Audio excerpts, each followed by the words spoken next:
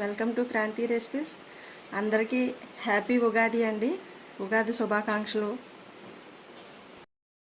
ఉగాది పచ్చడికి కావలసిన పదార్థాలు: ముందుగా బెల్లం, వేప పువ్వు, మామిడికాయ ముక్కలు, కొబ్బరి ముక్కలు, అరటిపళ్ళు, వేపిన శనగపప్పు, సాల్ట్, కారం, చింతపండు రసం.